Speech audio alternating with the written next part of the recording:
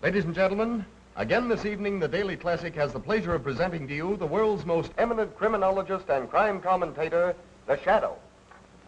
Okay, you're on the air. The Shadow speaks, bringing to you the latest news in the world of crime, prevention, and detection.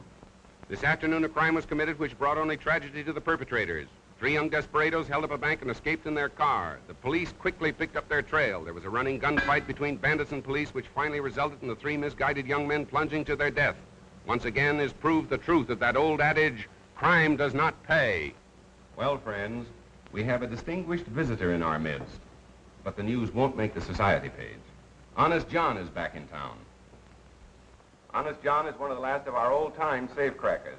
So if your strong box blows up with a loud bang, don't think it's the 4th of July. It may be old John celebrating his release from what he probably calls the big house or stir. Let us hope that the police commissioner Weston, whom we hear never misses one of our broadcasts, will keep an eye on Honest John. Hi there, Commissioner. Memorandum to Detective Bureau. Check on Honest John. Yes, Commissioner. Ladies, here's a little incident which proves that silence is really golden. Last night, bandits entered George Ward's furniture store. Mrs. Ward was alone in the place. The good lady was so frightened she couldn't talk. At least that's what the bandits... It's too bad something don't scare him so bad that he can't talk. There ought to be a law against guys like him shooting their mouth off within the city limits. But still, Mrs. Ward refused to say a word. At the point of a gun, they took from the cash register a dollar bill and 1 thin dime. The moment they'd gone, Mrs. Ward calmly removed a $100 bill from her mouth. Witnesses took the license number of the car, 3Y-41-37. I'll repeat that, 3Y-41-37. Did you make a note of that? Yes, sir, I did. Last night, young Michael Nolan took his pretty fiancée, Dorothy Walsh, for a drive along the scenic highway overlooking the city. With a bright lover's moon overhead, they stopped to enjoy the view and to romance. Today, police discovered their bodies in Nolan's car and are holding a transient named Miller for the murder. Well, you can't go in now, miss. The Shadow's on the air. Oh, but I'm Phoebe Lane. Sorry you couldn't get in there if you was Calamity Jane. But I'm working for the Shadow. Well, I'm the Shadow's shadow. Well, then just fade away, will you, please, lady? But I've got important news that must go on the air right away. I've got it all written down here. Look here.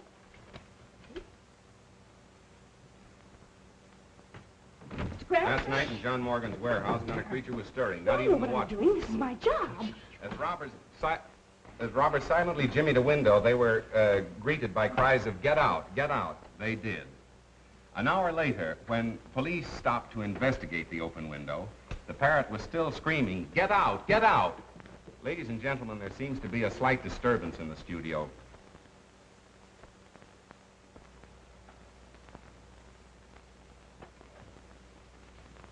Ladies and gentlemen, a news flash has just been handed to me. I can't guarantee its authenticity, but here it is. A big theater robbery is planned to take place downtown in half an hour. In fact, 9 o'clock. Read the Daily Classic for particulars. And now, the Shadow bids you good night until tomorrow. You didn't give the name of the theater. The police won't know where to go. No, and neither will 10,000 other thrill-hunting sightseers. But hadn't you better phone the police? I don't think you have to worry about that. Good night. Good night. Hello. Oh, hello, Commissioner. It's the police. Yes, I have that, too. The Metropolitan Theater. The Metropolitan Theater. See here, Cranston, if this turns out to be a phony tip, I have a good mind to sue you, if I can find the proper grounds. Why not breach a promise, Commissioner? Listen. Radio broadcasting. Hook me up for an emergency order to all cars. General Order 6-2. All radio cars concentrate in Sector 8. General Order 6-2. All radio cars concentrate in Sector 8. That is all. Well, that's us again. Guess you'll have to get along without us, Frank. Well, I guess I can hold this down alone. Go on. Oh, by the way, Miss Lane, where did you get this tip? From a man. From a man. Well, who was it? Don't you know his name? No, but he had an honest face. Would you mind giving me some little hint about how you met this honest face? Well, there was an automobile accident. And suddenly I remembered I was a reporter for you. So I stopped and asked the people their names and addresses and things. And one man said, "I can't give you my name and address, but I can give you a big story." And he did. That's what I'm afraid of. He said the Metropolitan Theater will be robbed tonight at 9 o'clock. Daylight saving or standard time? Goodness, I forgot to ask him that. And you had me put that choice morsel on the air. Well, he was so sincere, and he had such an honest face. Well, you better spend more time awake. How did she get in? Well, I tried to stop her, but she scratches. Well, sir, did you hear that pipe dream I just had on the air? Yeah, where did you get it? A man told her. Told who? Phoebe Lane, the girl you wished on me, the honor student of college journalism. Say, will you get her out of my hair and put her back on the household page where she belongs? Not a chance, Cranston. She says she's all fed up with recipes and household hints. She wants to be a real reporter. Oh, I see. Romance and adventure stuff, huh? Well, Mr. Heath, is she running this newspaper, or are you, sir? Cranston, as long as she happens to be the owner's niece, I'm afraid she can pick any seat she wants for a ride. Oh, it's one of those, is it? Well, there's no law against our making the joyride a little, shall we say, bumpy for her, is there? Not that I know of. Thank you, sir.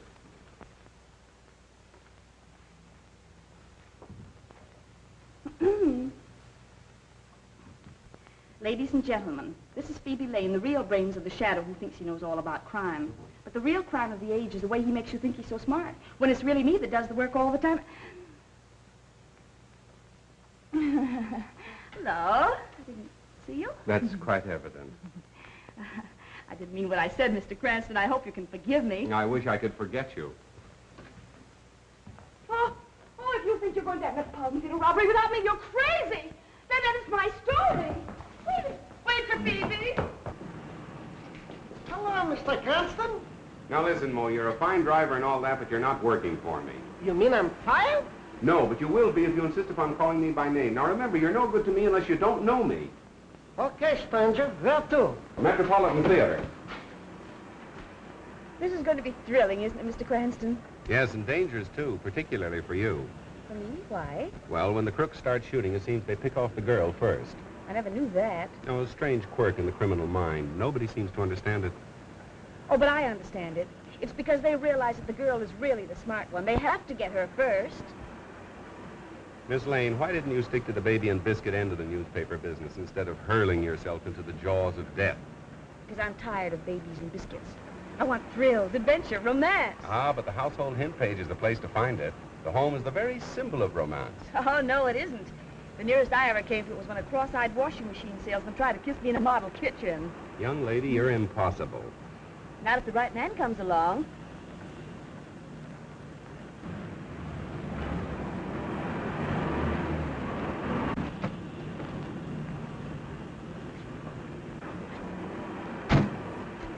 Hang around a while, Mo. Okay, stranger. Where are the police? Oh, don't worry about that. They'll be around. Oh, well, we've got to warn the theater right away. No, wait a minute. Let's do some window shopping first. Well, The boss of them all. Police Commissioner Weston in the flesh. And if this turns out to be a false alarm, he'll love me even less than he does now. oh, but I'm sure it isn't because he had such an honest face. Scram.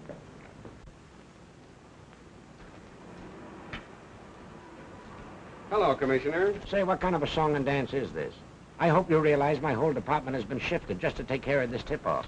Maybe you'd rather have the theater robbed and let them chalk up another black mark against your record. Now, see here, we got crime down to the lowest level it's been in years. But the way you advertise it, people will think a crime wave is on. You might have twice as much to deal with if I didn't advertise the crime doesn't pay. I'm helping you. Well, I'd like to try running the department without your help, just as an experiment. It's 9 o'clock. Well, well, well. How time flies.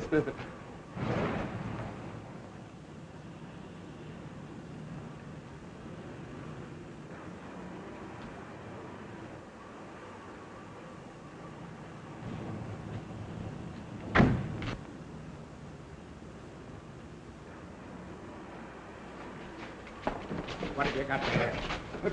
It's my violin. What are you taking in there for? What to play it, of course. I am a violinist. Yeah? Let me see it.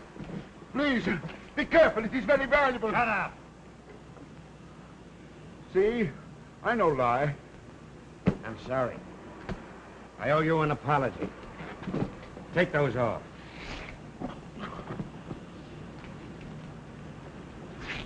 I ought to send you to jail for life for bringing me out on such a wild goose chase. I didn't invite you. You crashed the party. Mr. Cranston, I consider you public nuisance number one. Good. I like to be first in everything, Mr. Weston. I gotta phone the paper.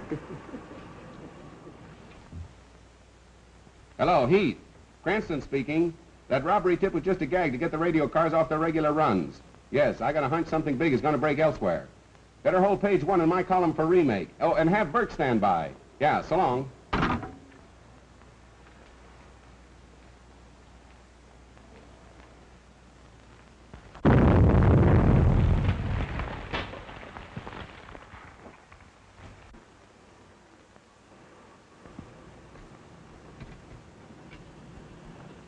Give me the captain.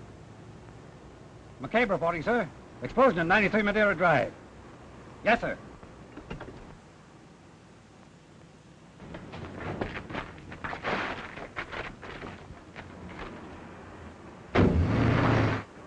First you tell me to get all my cars down here to stop a robbery. Then you get me to rush them all back before there is a robbery. What kind of a merry-go robbery is this anyway? I know, but then there's... Calling all cars from District 9. Calling all cars from District 9. Explosion reported at 9-3 Madeira Drive. Explosion reported at 9-3 Madeira Drive. That is all. Oh, Mr. Cranston! Wait for Stevie! Oh, taxi!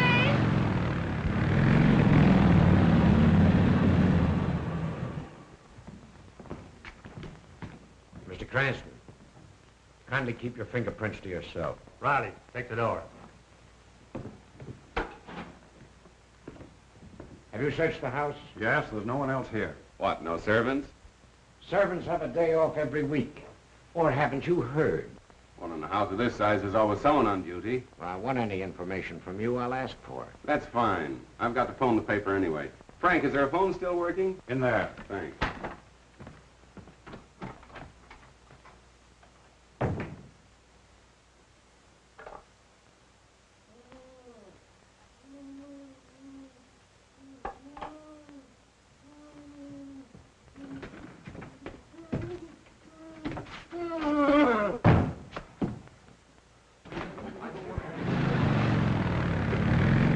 Thanks for the ride, mister. Don't forget to look for your name in the paper. No one. Stand back, lady. Oh, but I'm a reporter. I'll show you my press card. No reporter. Oh, but officer, I've got to make good on this story. I've got a sick mother. Oh, yeah? Well, your mother's going to have a sick daughter if you don't scram out of here. How many of them were there? I really can't say, sir. Oh, come on. You must have some idea. Think back. I think there was only one, sir. I was grabbed from behind. Oh, I'm so shaky, I think I'd better go to bed. All right. Thank you.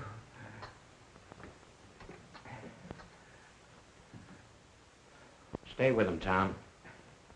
We're wasting time here. Get your men out and bring in the man who did this job. An old-time safe blower who just got into town. His name is, Honest John? Honest John. Bring him in and we'll charge him with robbery and homicide. The motive of the crime wasn't robbery. How can you look at that safe and say the motive wasn't robbery? Don't you know that man's watch and wallet are gone? If it wasn't robbery, what was it? Murder. If it was robbery, they'd have taken the bonds, wouldn't they? Marvelous powers of observation. Why do you use the word they, Mr. Cranston? Because one man couldn't have done all this between the departure of the radio car and the time of the explosion. As I recall, you gave the impression Honest John was a very fast workman. Right. And much too efficient to be guilty of a botched-up job like that. That blast wasn't set to blow a safe. It was calculated to kill whoever opened it. I say you're wrong. That's great. I'll see that your opinion is given its proper unimportance in my column tomorrow. There won't be any shadow column tomorrow. Oh, no? No, and for a long time to come.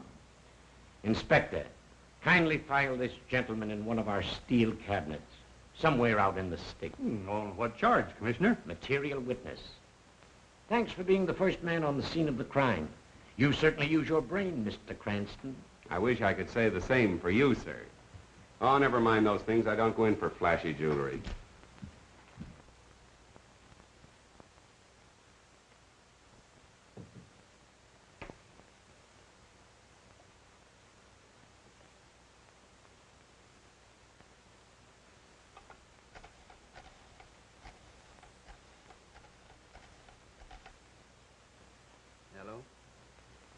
Give me the desk, sweetheart. Burke speaking.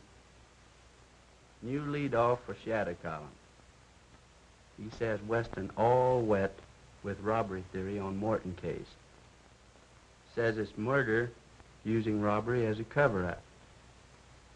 Honest John? Nah. He's just as innocent as a new laid cornerstone.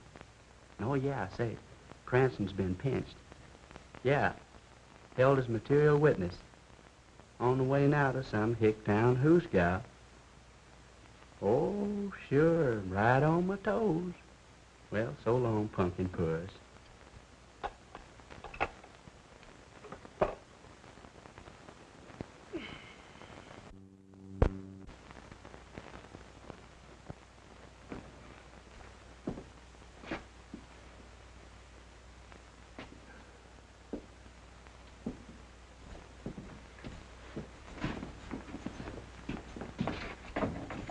Take it easy, boys. I only want one of you for traffic court. You.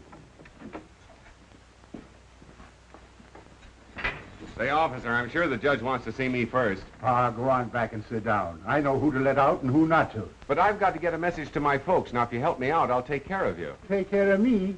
I'm taking care of you. Come on, get out of here.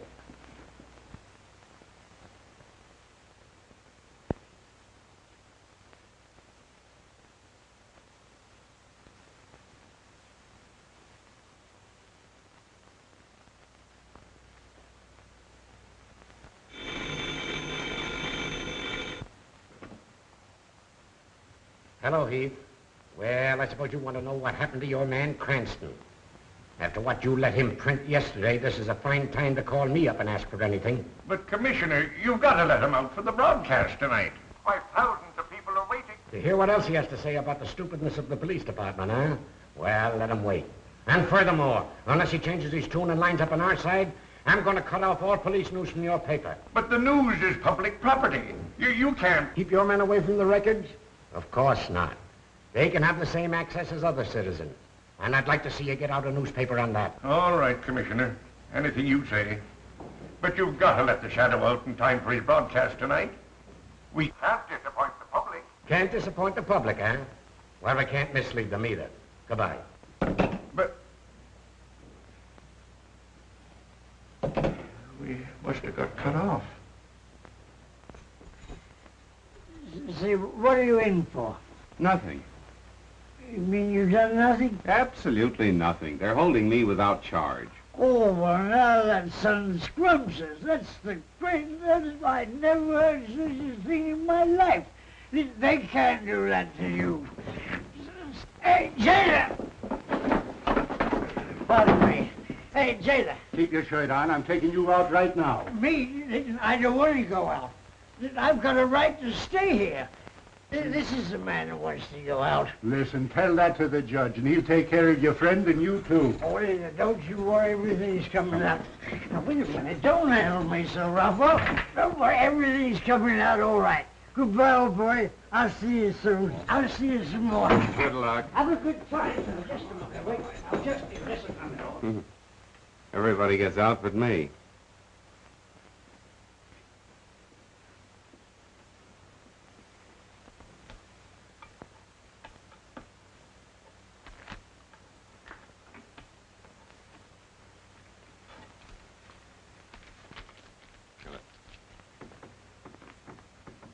When you get out, make a phone call for me, will you? Sure, fella. I'll give you the number of the paper I'm working on. You call them. Come on, you. Yes, sir. I don't mean you, I mean you. Me? Yes, you. Yeah, your girlfriend's here with a habeas corpus, and that lets you out. Good luck, pal.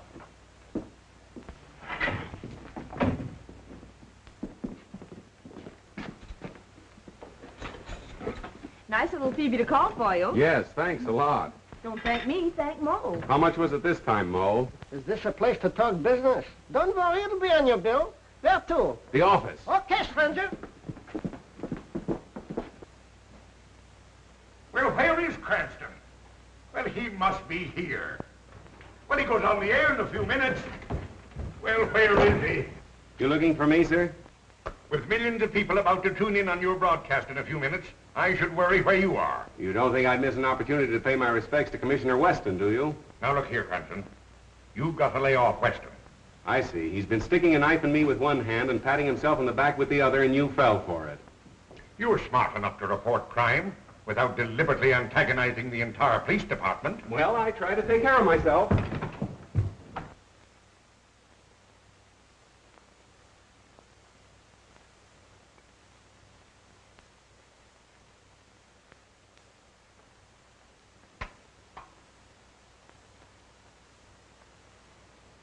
Good evening, friends.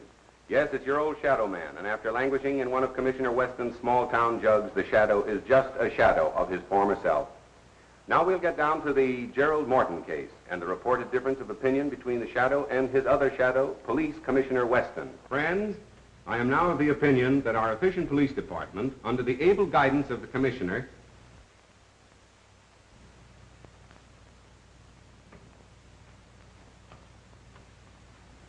Ladies and gentlemen, an emergency has arisen in the studio, and we must pause briefly for station identification. You're listening to station EMOR of the Daily Classic. Our program will continue in just a moment. Well, John, what can I do for you? So you're the guy that reminded the cops I was in town. But I spoke of you in a very complimentary way. I said you were tops in your profession. No man can ask for more than that, can he? Yeah, but you sounded off that I'd done that amateurish Morton job. That's my beef. Now listen, when I was cracking safes, which I ain't no more, I was so good I could lift the door off, lay it on a blanket as gentle as a mother's kiss. I know that, my friend. I ain't no friend of yours. Now, you turned the heat on me, and you're gonna turn it off, see? Now, go ahead. Start talking. Tell them who really done that job. Go on. Right into that microscope. But I don't know. If you can't think of anybody else, tell them you done it.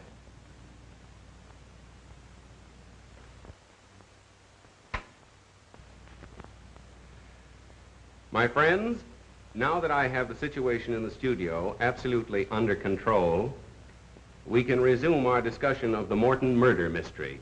Why was Gerald Morton murdered? He is said to have been a good man, a charitable and benevolent man, a man without enemies. But although Mr. Morton's character seemed almost too good to be true, other men, supposedly paragons of virtue, have met violent ends, and investigation has developed some extremely unsavory facts. If my own investigation should develop a hidden side of Mr. Morton's life, I shall tell you all about it tomorrow. Well, what about me? I can now inform the police commissioner that Honest John is absolutely innocent of the explosion which caused the death of Gerald Morton. As a matter of fact, John, that job wasn't up to your usual professional standards, was it? No, I done better than that when I was still wearing short pants. Surely.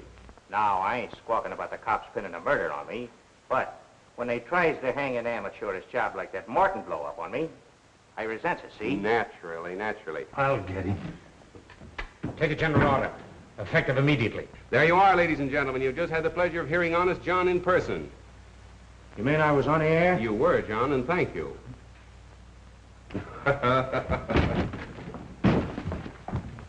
You dumb ox, why don't you look where you're going? Ladies and gentlemen, for the past 24 hours, the entire police force of this city have been trying to locate Honest John. Yet the Shadow has had no difficulty in bringing him to you on this program this evening. For further details, please read the classic. This is the Shadow saying goodbye until the same time tomorrow. Here's everything ever published on Gerald Morton. Now let's get busy. No, well, let's not. What are you going to do? I don't know. You mean you don't know? That's right. The Shadow doesn't know. Have one? I tried it once and it made me dizzy. Oh, so that's what caused it. Good night. Good night. This case is getting to be a bore. Why don't you hurry and make something happen? Miss Lane, when lightning is about to strike, one doesn't try to hurry it. Well, nice going, Cranston. You fixed things up just dandy. Now Weston is shut down on all police news, all fire news, and all hospital news. From now on, it's no news for us. Splendid. No news is good news, they say. And that Honest John gag. What is the idea of staging that stunt with a dumb stooge? Mr. Heath, that was no stooge. That was Honest John himself with a gun at my head. You mean the man that just went out? Miss Lane wants excitement, but doesn't know it when she bumps into it. I don't care if this does make me dizzy.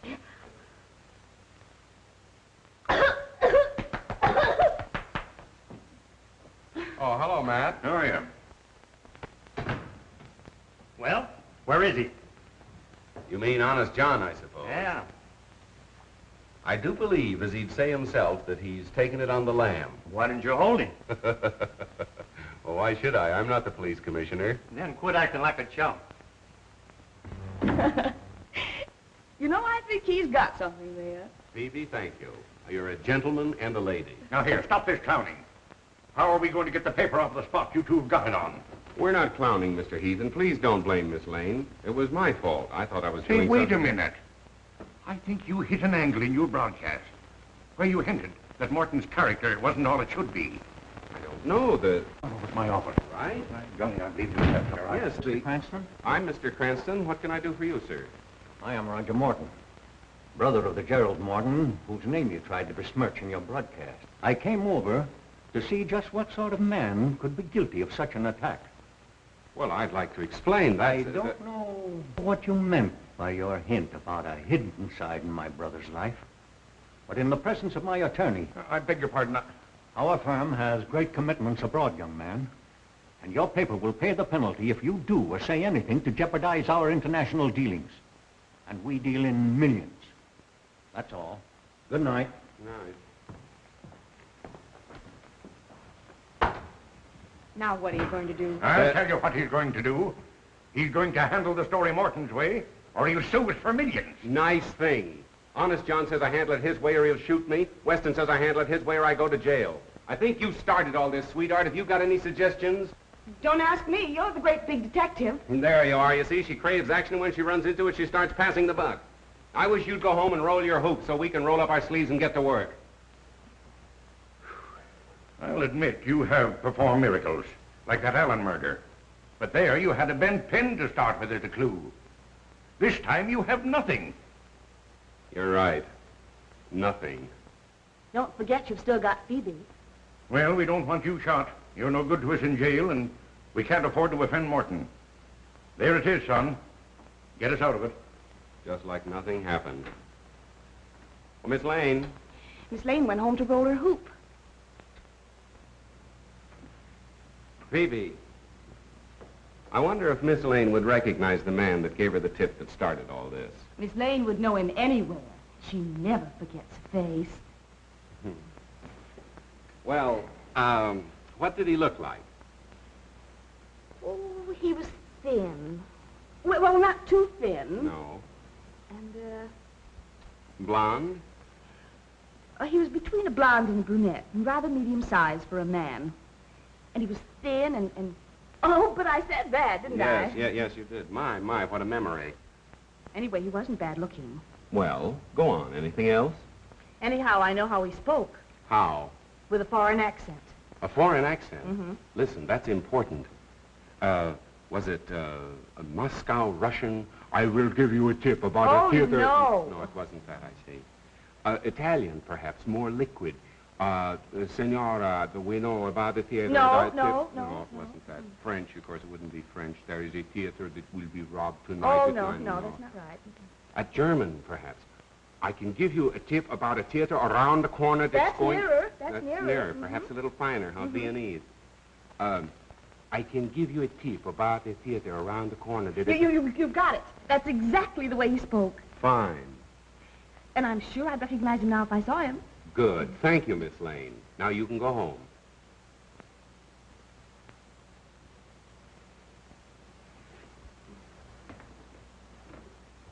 Oh, wait a minute. Let me finish before you go away mad. Go home, put on your nicest dinner dress, and I shall call for you between 9:30 and 10 o'clock. You mean I'm going to be wined and dined for remembering his accent? No, sweetheart. The idea is to find the man. I don't get it. When you want to find an American, you go where he works.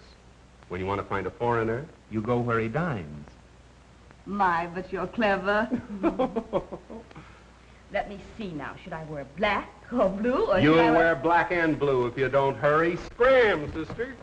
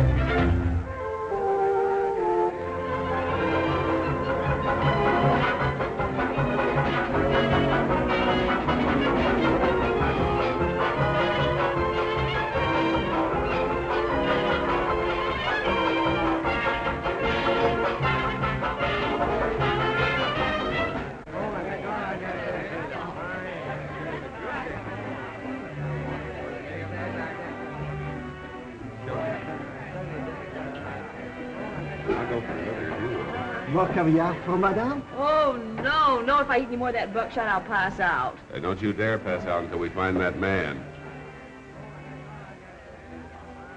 Buckshot? Oh, 1:30. I've looked at so many men that they all look alike, and I'm so tired. I thought you wanted to be a reporter. Now listen, you stick around until we find the man, then you can go home. Go home the very minute the fun begins? Me, I'm not going to do all the hunting and miss the shooting. Oh, now be reasonable, will you, Phoebe? You're the boss niece. I can't let anything happen to you.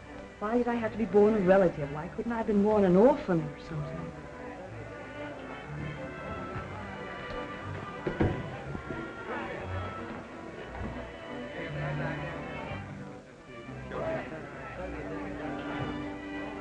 What? There he is. I thought you said he was good looking.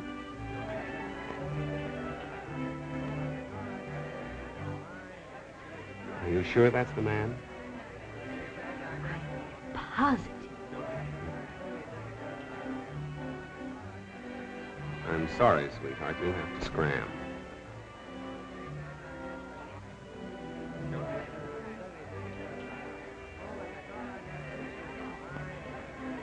Oh, hello. Oh, I am sorry. I have made a mistake. You are not my old friend, Captain Litzman, as I thought.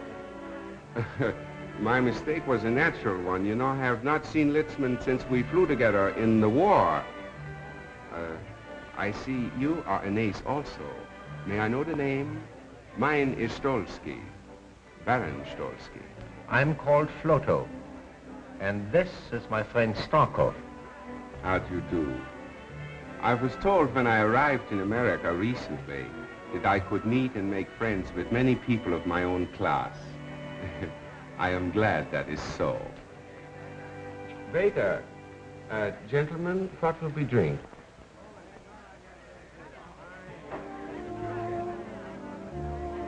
Lasso 26, and make sure it is 26, please. Très bien, monsieur. You know Hello, what, darling. Well, aren't you going to introduce me, precious? After all, I am your wife, you know. Or do you? Oh, yes. Forgive me. Baroness Stolsky.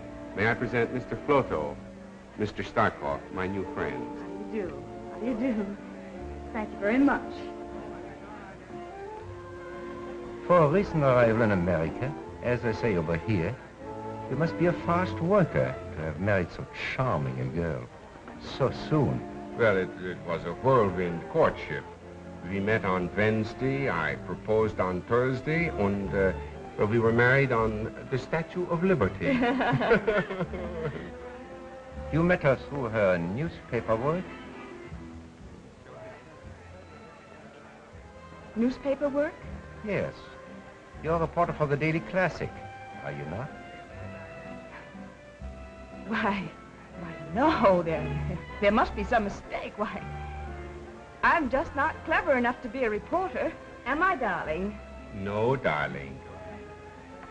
Pardon my mistake. America is a land of women so beautiful. They all look alike. Sorry, monsieur, cannot serve you. The bar is closed. It's after closing hour. Oh, that's too bad. I had counted on talking over old times with you. But my apartment is never closed. Come, we'll go and have a drink and chat before we break up. I'm afraid we cannot join you. You know, the Baroness never keeps late hours. Oh, but one evening won't matter, darling. We'd be delighted to go. Come on, dear.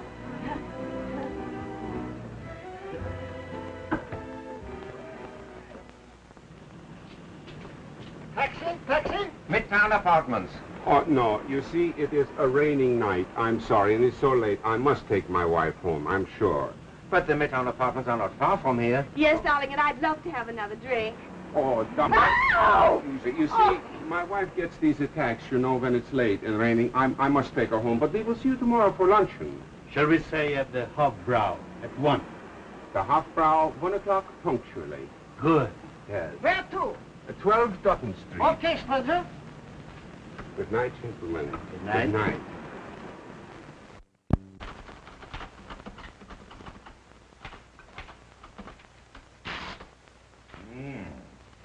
You ought to let this coffee write your column. It's strong enough.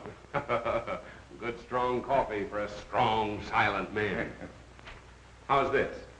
The Shadow says that his statements over the air yesterday regarding the character of Mr. Gerald Morton were unjustified, and those statements are hereby withdrawn with due apologies to Mr. Morton's family. Yeah, but you'll have to apologize to Commissioner Weston. Let's not go overboard in our enthusiasm for whitewashing ourselves. But you've got to square the paper with Weston. Tell how it happened. Describe the scene. You with the mic and Honest John with the gun. I was afraid you'd be expecting that, so I wrote it last night. But I don't like it. My apologies to Commissioner Weston. Perhaps he's right in his belief that Honest John is the killer. My statement on the air that the man was innocent was made while John himself was holding a gun at my head. And I hope that the Commissioner, with his usual fair-mindedness, will restore the classic to favor. Great. Now Morton can't sue us. And the Commissioner will have to restore our news. Oh, I spend years building up a reputation as a crime expert, then have to expose myself as a stuffed shirt that gets kicked around by the police department. Well, look here, son. If you're so keen about that reputation of yours, why don't you really try to solve this case? Well, I would if I weren't so busy taking care of the boss's niece.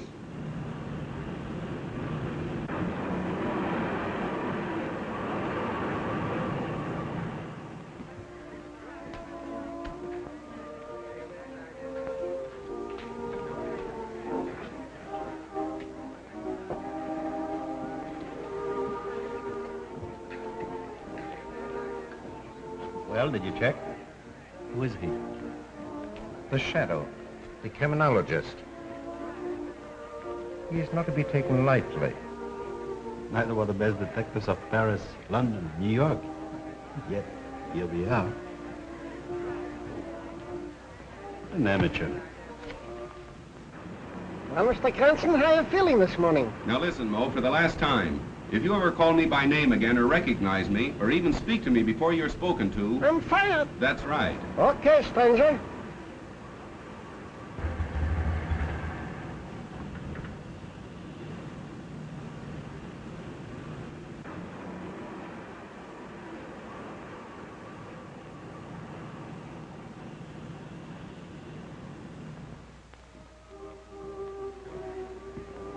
I wonder where our friend Mr. Cranston is. There's something wrong, Stalker. There's something wrong with your nerves, my friend. We are not going to leave here with our work half finished. Yes, yes. I know how much there's at stake. That's why I'm so uneasy.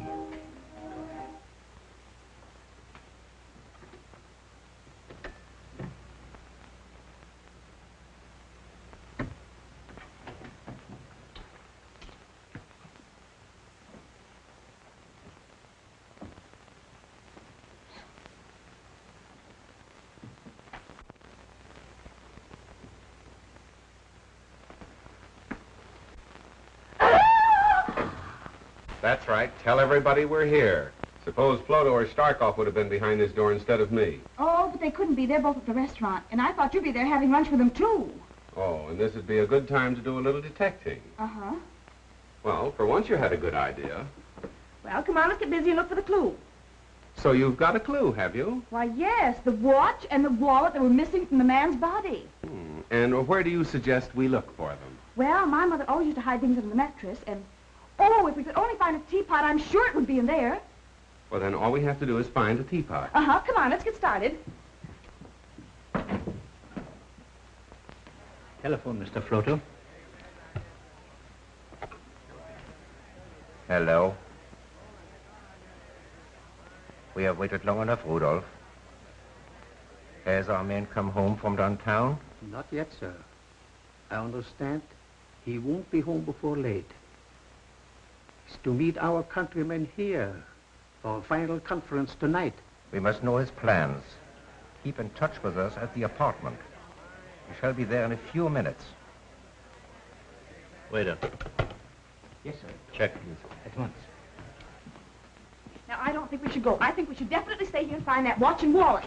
Now, my woman's intuition.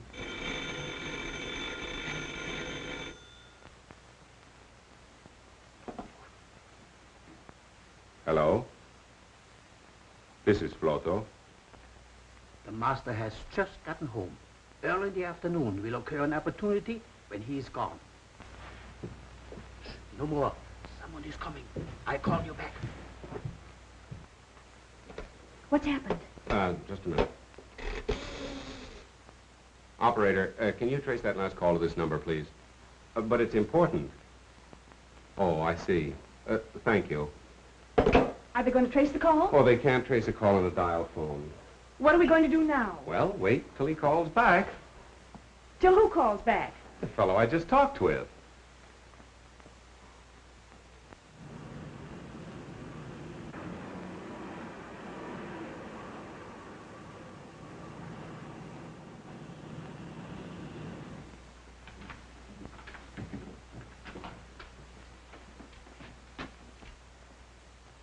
Oh, hello. We were afraid we had missed you. We've been waiting and waiting, haven't we, dear? What are you doing here? Well, we came for the luncheon. But the appointment was to have luncheon at the restaurant. Oh, how stupid of me. You know, I'm afraid last night when we made the appointment, my mind wasn't on it. You know, my wife had that attack. I trust she's better now. No, I'm afraid she's even worse. Aren't you, dear? Make her comfortable. We soon have lunch. Oh. Oh, poor darling. No, you see, she's getting another attack. I must take her for the air right away. Just a minute, Mr. Cranston. Your hand, Mr. Shadow. What do you suspect us of? And why? Oh, well, now, you'll have to listen to the broadcast to hear that. You see, our business is to get interviews, not to give them. Isn't it, sweetheart? Yes, sir. And may we go now? No. Now that we have you here, you are going to stay. Take your time, mister. Taxi stranger? Scram, Phoebe. Thanks for your hospitality, boys. Nice work, Mo. Mo, I thought we were strangers.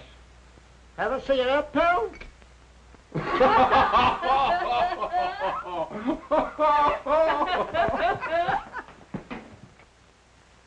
He will not go to the police. What makes you think so?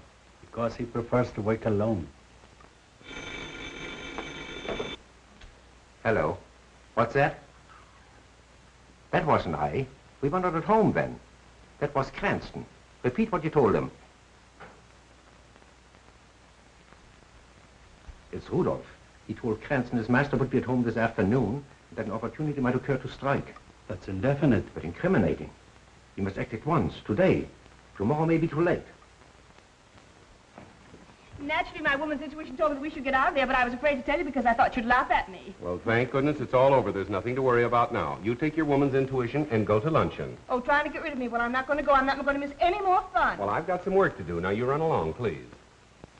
All right. It's a good girl.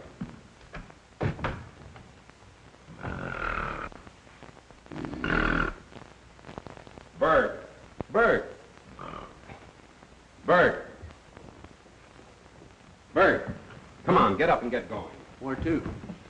Go to the Midtown Apartments, stake out, watch for two foreigners in a closed car. Phone me as soon as they leave. Okay. And hurry for a change, will you? Okay, Chief. Hello? Oh, yes, Mr. Heath. No, still as much in the dark as ever. Well, those fellas are rather clever. As a matter of fact, they're planning another deal right now. Well, if I knew that, I wouldn't be hanging around here Pardon me. Come in. Oh, hello, Barrow. Sit down. Be right with you. Yes, Heath. No, thanks. I don't need you. What I need is a clairvoyant. Right. So long. I have that Morton information for you. Good. I understand that Gerald Morton's firm was interested in some very big international deals. Was that right? Yes, they still are. I made these notations for you. Their recent underwritings include 10 million Argentine Fords, 28 million Danish refunding 2.5s. And I understand they'll soon issue several new European debentures. Well, what about them? That might be a good investment for me. Certainly. However, these new bonds that Morton & Morton are about to offer seem to me to be highly speculative. But if the 50 million is spent to build up the army as intended, the exiled aristocrats will never succeed with their threatened revolution. Good. That's what I wanted to find out. Oh, pardon me. Miss Lane, do you know Mr. Barrows, our financial editor? How do you do? How do you do? What's this all about? At a time like this, you're talking about investments. I'll be with you in a minute. Editorial. Editorial. Cranston speaking. Whole shadow column for remake. Right. I brought you some lunch.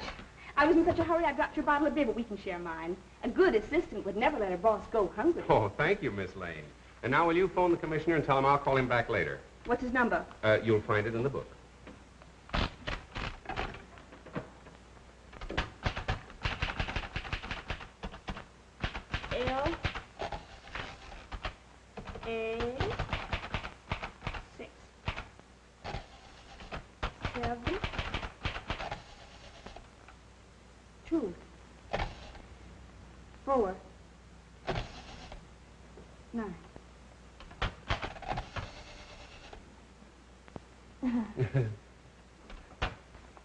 There you are, Commissioner. First edition on the streets now, with a full explanation and apology by the Shadow.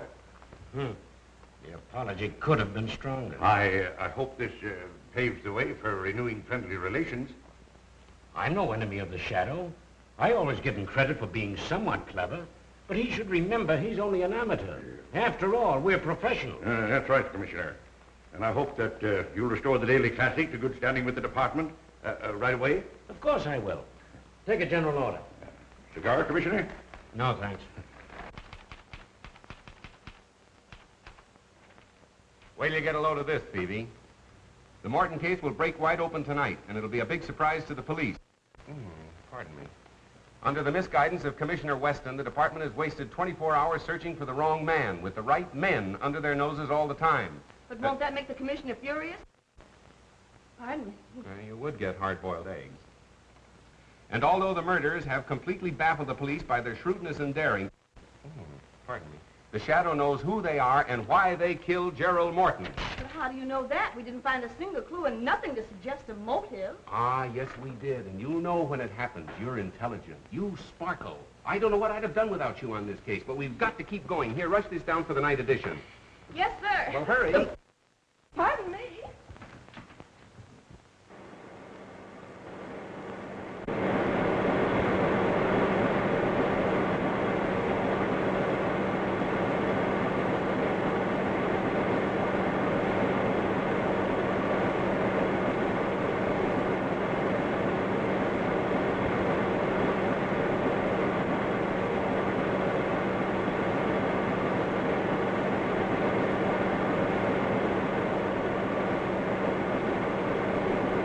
Told you not to fight Weston.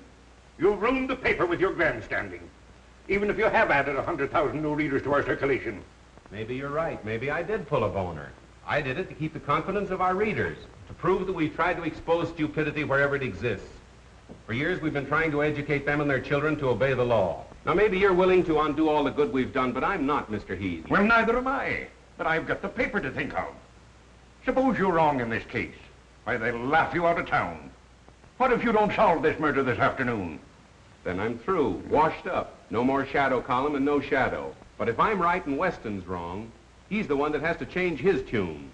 He'll have to work hand in hand with me, and between the two of us, there'll be so little crime in this city, it'll be a crime. That's the spirit. Now you're talking. Yes, sir. I makes 4 straight passes right in a row.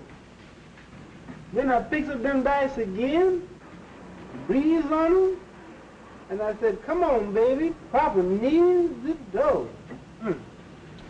And right there, the little cop comes along. Oh, man.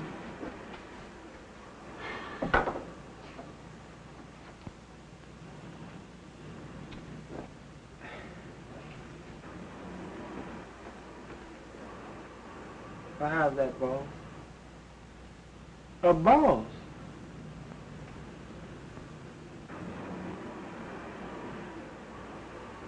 Shine 'em again, will you, boy? Again? I done shot him 3 times.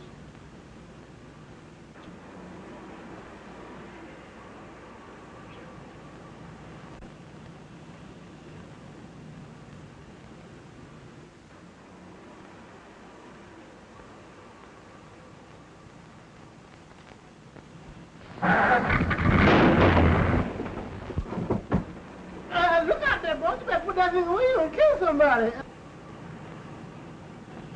Boss, my shine, money. We'll have the usual introduction, and then naturally work out the theme that crime doesn't pay. Answer that, will you please, Miss Lane? Hello? Yes, this is Mr. Cranston's office. Who should I say wishes to speak to him? I can't hear you. Oh, I'm so sorry. It sounded just like you were yawning. Oh, I know who that is. I'll take it, thanks. Hello, Burke. Yes, what's up? Bag and baggage, huh? Which way did they go, west? Never mind how I knew. Yeah, so long. I've got to run. Now, if you want to help me, you'll stay here and finish those notes. Well, you're just trying to get rid of me. No, not at all, really. If whether or not I go on the air tonight as advertised depends absolutely upon you. Now, you wouldn't let me down, would you, pal? You bet I won't, pal. All right, so long. Hello, Thunder. Hello, 896 Clover Road, and hurry. Okay, Mr. Cranston. Mo, you're fired. I've warned you a dozen times. Yeah, and I warned you once. Get in. You two, in the first break you make, you're driving a dead passenger. I know I did you wrong, John, but I'll square it later. I'm in a hurry now. Let's talk it over some other time. There ain't gonna be any other time for you, buddy. You can't laugh this off. My apologies to Commissioner Weston. I'm now convinced that he's right in his belief that Honest John is the killer. Oh, that's only the first edition. I had to red apple the commissioner. Wait till you read the final edition. This is the final edition for you, buddy. Just a minute. Another move like that, and I'm gonna let you have it right here. I was only reaching for a cigarette. You got a cigarette, driver? I got you covered now, pal. Well, suppose you left the pen, and you want to go straight. You come to town looking for an honest John. What do you get? A bum murder rap hung on you. You really want to go straight, John? On my word of honor. Have a cigarette. Well, now go ahead and plug me. Anybody dumb enough to fall for that one's got it covered.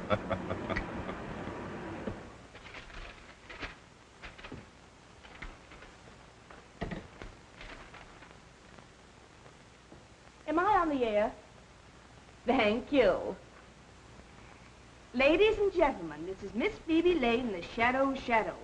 If Police Commissioner Weston is listening in, I should like him to know that the Shadow and I think he's the world's prize sap, and we intend to leave no stone unturned. The Shadow knows who killed Gerald Morton and why. We'll be on the air at 8 p.m. this evening as usual. Well, we'll see about that. Matthews, what's the law covering withholding of evidence from the police? Section 164, revised criminal code, sir. Get out a warrant for Cranston and pick him up at once. Yes, sir. And now, ladies and gentlemen, I'll give you my own story of how I helped the Shadow to solve the Gerald Morton murder mystery. In the first place, Commissioner Weston and his very dumb stooge, Detective Inspector Matthews, were off on a false scent, as usual, and... Keep right on, sister. You were going great. Oh, I'm so sorry. You frightened me so I didn't know what I was saying, and I never know what I'm saying when I'm frightened. Do you want to see Mr. Cranston? Yeah, just to say hello. You're not going to arrest him again. Oh, no. Cranston and I are old personal friends. Oh, then I can tell you where he is. He's out in the Morton case. Ah, Morton. Thank you. Be sure to thank Mr. Cranston for me. Well, thank you, Mr. Matthews. I certainly will. I'm sure he'll thank you. Mm-hmm. Goodbye. Bye.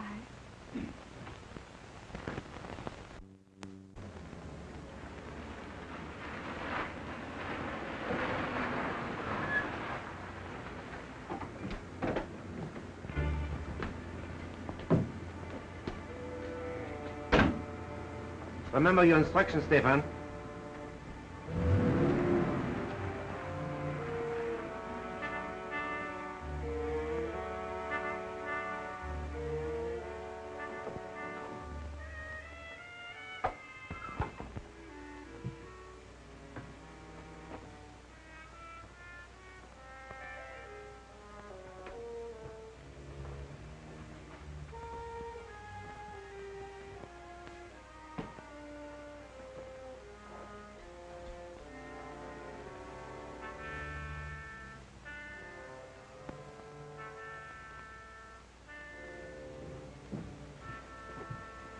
Sorry if I kept you waiting, gentlemen. Our appointment wasn't until later. We are not the men you are expecting, but we are here regarding the same matter. Won't you sit down?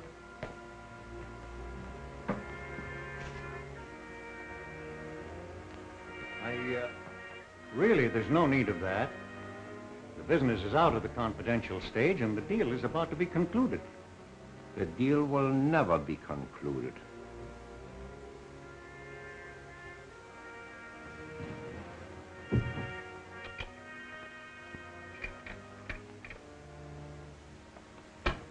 You will kindly take out all negotiable bonds and securities and any large amount of money.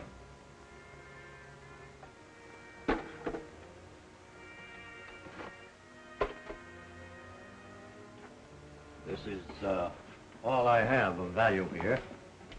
Mrs. Morton's jewels and the bulk of my holdings are in a bank vault downtown. And if you want to... This is not a robbery, Mr. Morton. This is a matter of international diplomacy. These bonds represent much money, do they not? $100,000 or more. I don't see what ends you can gain by killing me. Let us review the history of the international loan you were about to make tonight. 3 years ago, a French banker was about to lend that money. He died in an auto accident. The loan was next negotiated with an English financier who was very much devoted to his wife, Mr. Morton. He committed suicide. So you see, we have many ways of taking care of those who oppose us. But say you did kill me. There are other banking houses. You can't prevent them all from dealing with your country. We intend that the death of both partners in Morton and Morton shall throw this bond issue into such litigation as will hold it in the courts indefinitely. Unfortunately, you were not with your brother at the time of the accident we planned for both of you. So now, you will do as I suggest. Or, if you're stubborn, we'll wait for Mrs. Morton.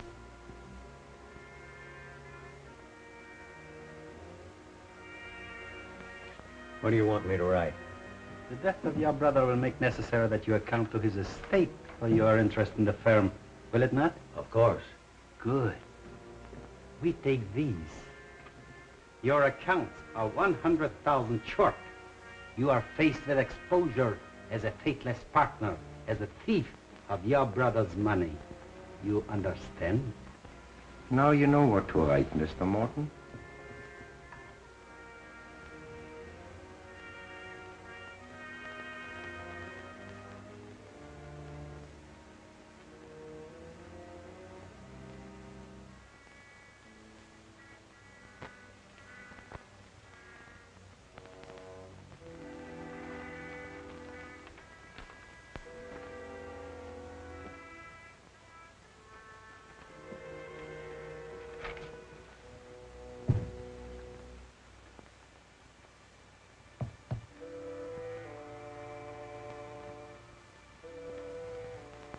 Answering an unspoken question, there's only one bullet.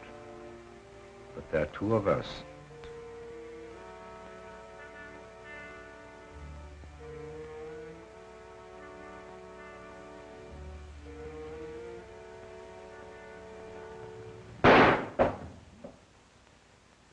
Good shot, John. Are you surprised to see me? You won't need this now, Mr. Morton. Oh, Lodo, I thought you were clever. Even a small-town constable could spot that concealed weapon. You better let me take care of that, Mr. Morton. Watch him, John.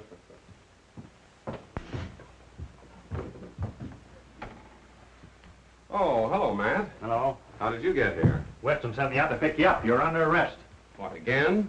What's the charge this time? Withholding evidence in the Morton case. As usual, the commissioner's late. You!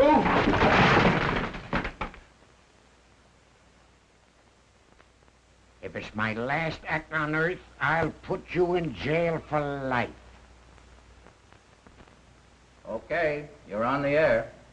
The Shadow speaks, announcing that the Morton case has at last been solved and the murderers are now in the custody of our able police. This has been one of the most baffling cases in the Shadow's experience, a case without a clue. Murderer is too clever to be caught by ordinary methods, and had it not been for the able cooperation of the police department, the case would still be unsolved. I have already handed Commissioner Weston a bouquet today. But now I wish to do so publicly, and to compliment him for his shrewdness in causing the killer to think he and his men were following a false clue. As a result, the murderer and his accomplices were later taken in the act of attempting the life of Mr. Roger Morton. For the complete story, read the Daily Classic. And now, my friends, I'm going to ask Miss Lane, the lovely young lady who assisted in the solution of this crime, to tell her own story. Ladies and gentlemen, I give you Miss Phoebe Lane.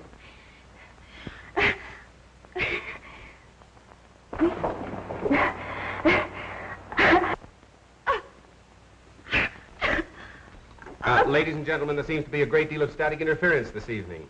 And anyway, we thank Miss Lane for her very vivid description. Remember, ladies and gentlemen, crime does not pay.